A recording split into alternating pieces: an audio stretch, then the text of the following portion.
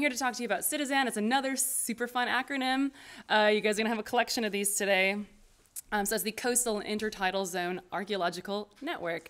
I'm really glad actually that I followed the Cherish Project, because it's very difficult to follow them because they're amazing. But it kind of gives you a nice idea about why coastal archaeology is a really key focus on a lot of climate change studies, because you do have that very dynamic environment, and that's exacerbated by sort of climate change impacts.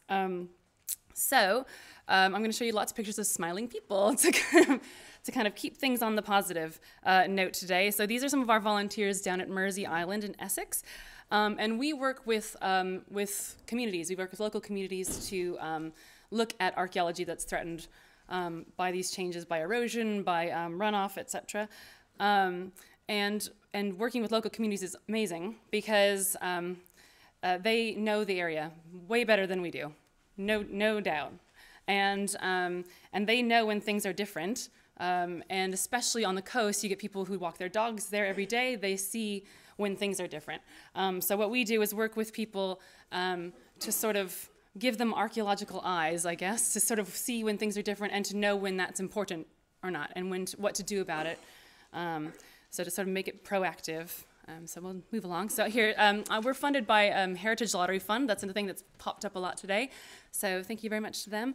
And because of that, we get to do all this fun stuff. But we're based with a lot of partners, so I'll tell you where we are.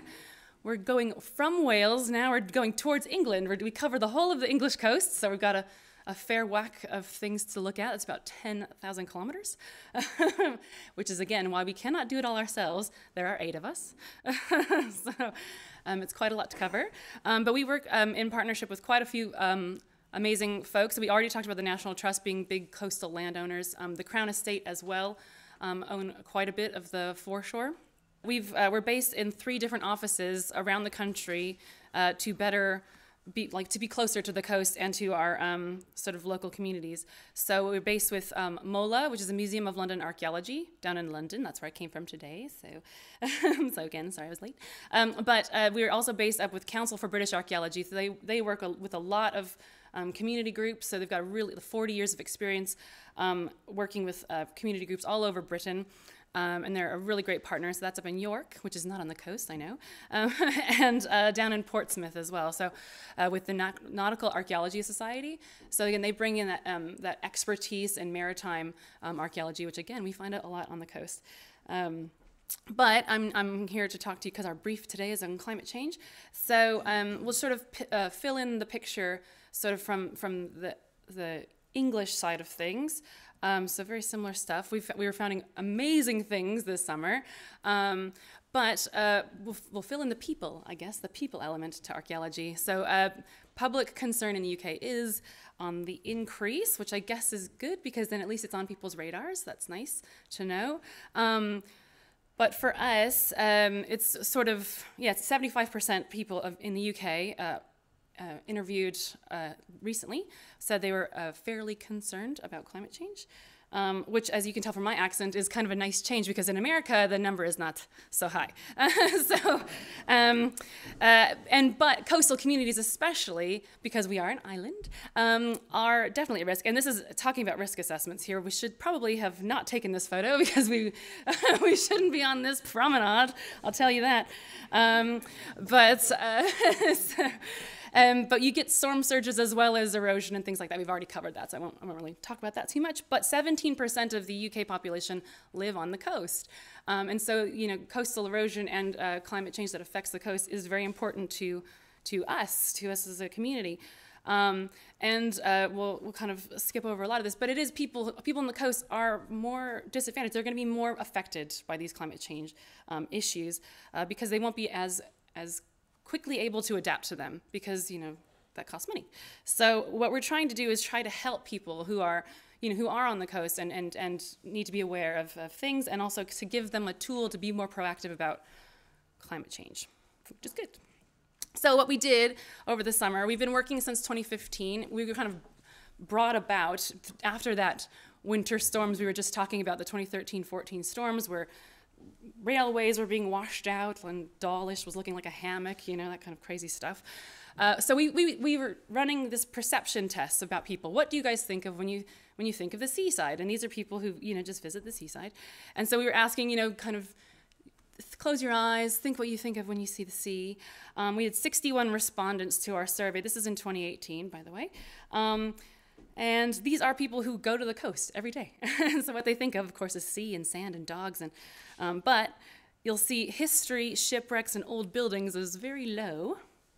And erosion, climate change, and sea level rise wasn't not mentioned, but it's also very low as well. So the perception is quite, it's not quite on anyone's radar, really. So we'll skip through that. What we're trying to do, our project, is about raising awareness and working with local people so you know, they know that even archaeology is affected by this. I mean, people think about beaches being washed out, but not about archaeology. So what we try to do is to get people onto the coast. We do guided walks, so that's our lovely Chris taking us out on a guided walk.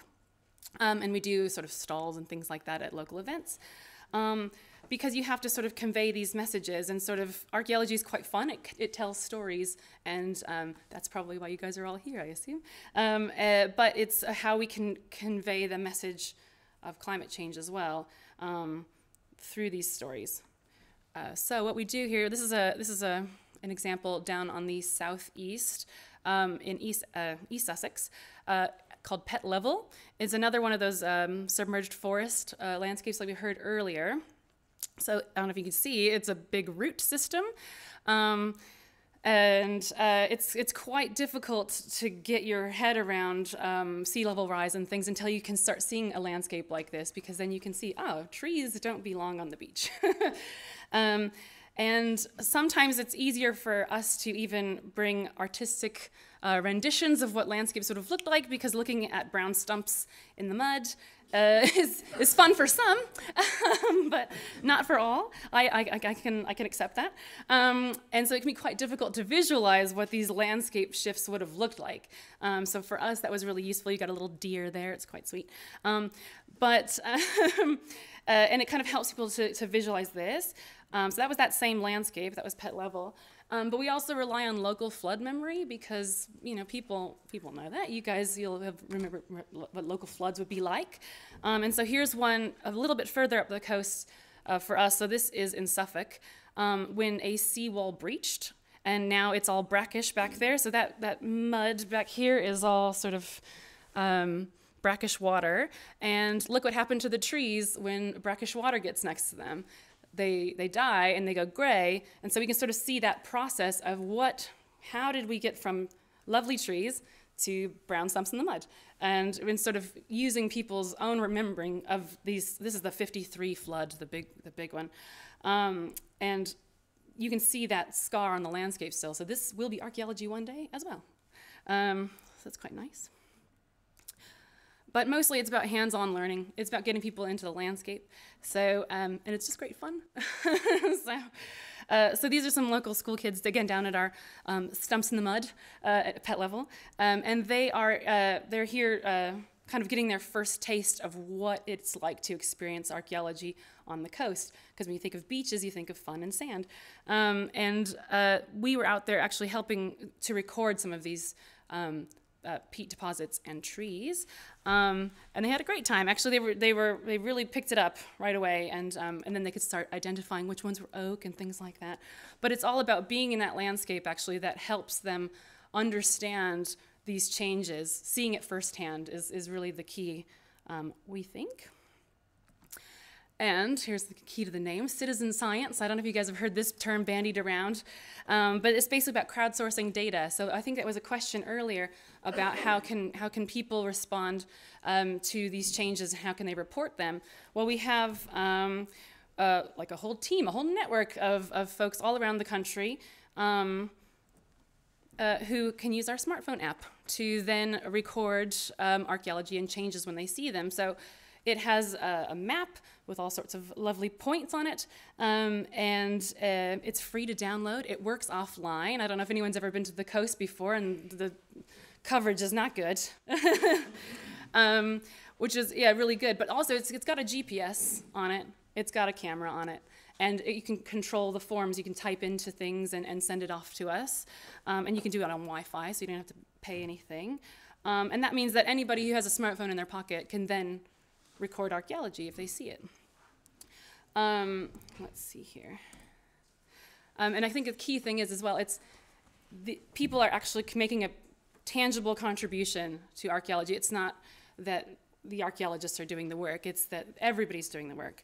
I'll show you some examples. So here's a bit of our map over in the Humber now. Sorry, I'm focusing really a lot on the East Coast, I apologize. But just to give you an idea of the kind of numbers we're getting, so in the last few years we've had 2,500 people register to use the app, which is really exciting. Only 166 people have actually used it or uploaded anything with it, but that's okay because I think actually a lot of it is coming out of it. We're thinking people are using the app as a sort of self-guided walk, I think, kind of seeing what's out there more so than, you know, supplying data, and that's okay too because actually that's kind of exploring that landscape is as important as contributing to archaeological data. But in the meantime, we still have 1,500 new features that weren't identified before that have been added. We have over 2,000 condition surveys, which is sort of recording whether it's eroding or accreting. And it's really great, and especially for this tool because it works offline, it's a really great way of engaging communities that are in remote areas that we might not be able to physically visit, but they can still participate, which is great. So another little case study here. So here's an example of our monitoring coastal erosion. So we talked a lot about coastal erosion in the previous talk, and it was great visualizing all the lines using old maps. So here's some ways of using old photos to do the same kind of thing.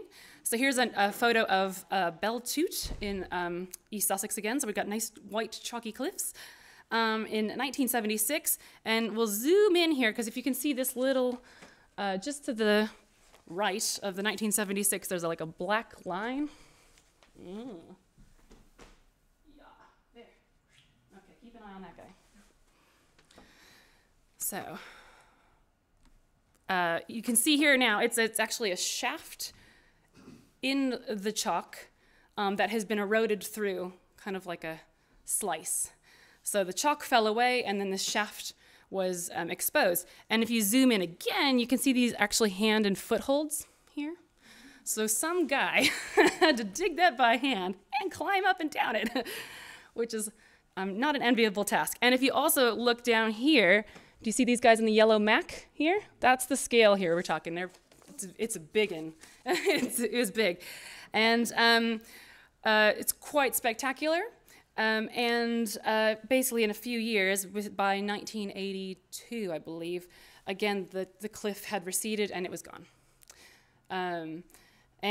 But fast forward to 2016, we had a lot of volunteers, especially through the National Trust there, because of they've got a lot of volunteers already through the organization. They're really interested in walking along the beach and seeing if we could find that thing. You know, it's been 40 years. It should be safe now to be far enough away from the cliff to have a look. And after walking pretty much every day, check it out. Look what they found. So they found the base of it because as the cliff keeps receding, the base is still there in the chalk wave cut platform here. And you can tell it would have to be an everyday kind of looking for this because there's a needle in a haystack out there, and you get these boulders that are bigger than the size of the hole. So it's really kind of raising awareness of what to do, what to identify when you see it. And you wouldn't know that was archaeology until we told you about the picture with the shaft. So we got in there, we wanted to excavate it so bad, and it was this deep. Of course. So we took a plaster, plaster molding of it and things, but it was a bit disappointing. But at least we found it. That was exciting. A lot of this actually it's a thing about archaeology itself is super interesting if you're interested in archaeology, but which we are, but it's also a way of using that as a proxy for coastal erosion, because that point is a fixed spot, and then we can use that to measure how far away from the cliff edge it is now, and we have a date, a point in time and space that could then tell us how things have changed in the 40-some years since we last saw it. So that's quite useful. Another way we do it is kind of raising awareness about climate change through the media. So using stories like that to brag about how cool our volunteers are, basically. So we've been on a few things. This isn't bragging, I promise. But it's more about focusing people to get involved. It's about getting the message out there to use the app. So we were on Channel 4 on this show called Britain at Low Tide, which is very exciting. And check it out, see proof. We're on TV.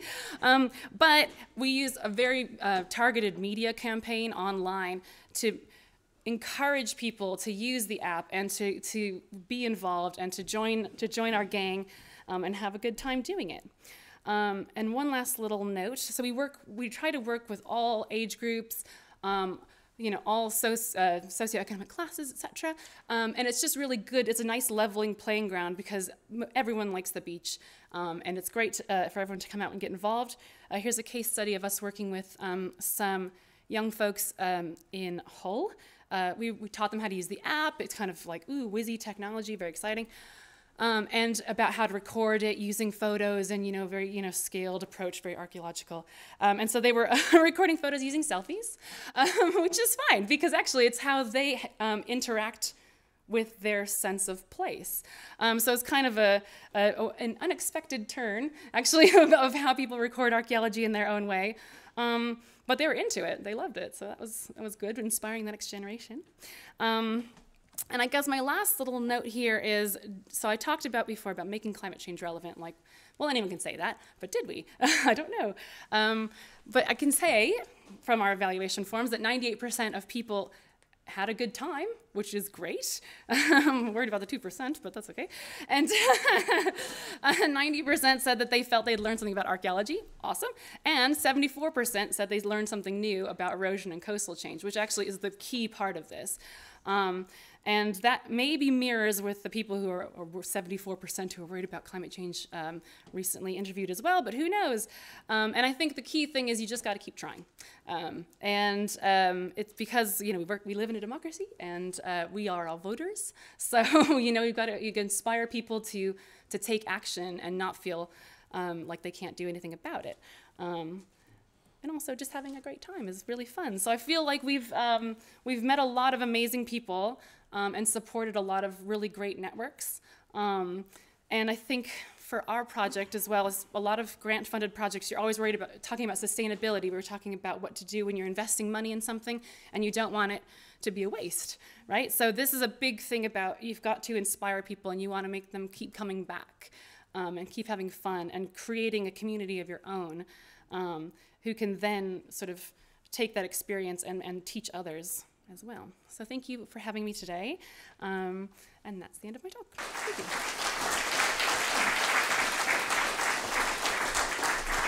It's a slight observation with you saying that the use of selfies and giving a sense of place to the way people work. When the plans were first put in place in 1943 for the British Army, the Allied armies to go back into Europe, they discovered they didn't have any up-to-date maps or plans of the beaches anywhere on the French coast. So they put out a call for holiday snaps, and there's a huge stack of people's holiday snaps, which of course are irreplaceable. They weren't copied or anything, with the Imperial War Museum and places like that. And what they did was they literally looked past the person at the front of the photo and looked at the very high quality background. And with the way that technology changed now, with very high quality smartphones, that's what we're seeing. So there was a dip in quality of, weirdly, in quality to camera from film through to digital. And modern phones now, you will be able to zoom into the back of those selfies and get far more detail than you would have done even 5 years ago or 3 or 4 years ago. And what we do find quite a lot with, we're doing work and with the group I work with Subterranea Botanica, is we find that people's holiday snaps and visits to historic places, we just cut them straight out and just go straight for the background.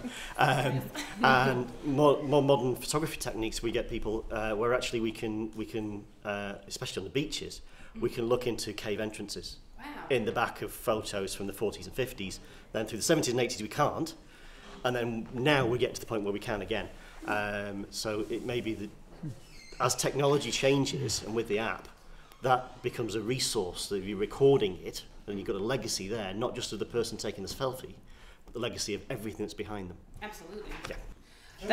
That reminds me of a couple of different projects as well. There's one of some, we're working with a group in Kent, and they're running their own project called Scan the Horizon, which is a great name. It's basically the same idea, scanning people's old beach photos in the 40s, because they're interested in World War II coastal defenses, which were all stripped after the war because they're really depressing and they're barbed wire and you want to use the beach. So they're not there anymore, but they're kind of using those as another way of looking at a sort of lost heritage, which is quite cool. But that's great about, I didn't know about the Imperial War Museum. That's but there's another project, I think it's Elias Lopez Romero, I can't remember his last, I think that's right. And he's doing one similar in Spain, using people's holiday photos to then put it through the photogrammetry software to then make 3D models of things that have eroded since then, which is pretty cool. And it works. You need a lot of photos, but it works. So.